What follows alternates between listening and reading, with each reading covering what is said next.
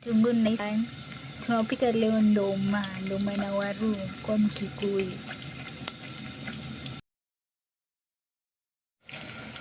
Ongeza hoho,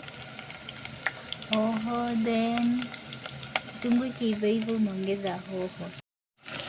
Weka nyanya, mimi nachanganyanga nyanya na dania. Then funika until it simmer. Then we add the spices. I'm going to add paprika, garam masala, garam masala, paprika and curry powder. I'm not going to show you immediately. You can see I've mixed all the spices. Now it's time to add our ndoma and waru. Umemix ndoma ishikane na mafuta na nyanya vizuri.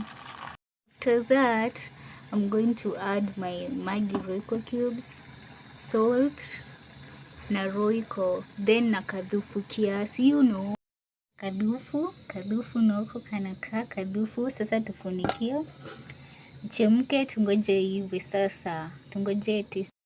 Ndoma zangu zishaiva. Usisahau kuweka avocado ni sweetheart, ni B, na usisahau kuhydrate na kamaji. So naenda testing time, tunaonja kiholiday. Kandoma na kawaru na ka avocado.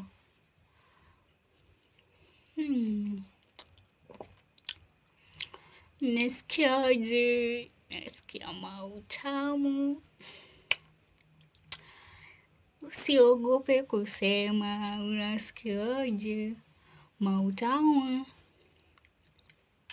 That's how we cook ndoma waru Kikikuyu, kemudo wa nyoba na kadhufu. Please remember to subscribe to my YouTube channel.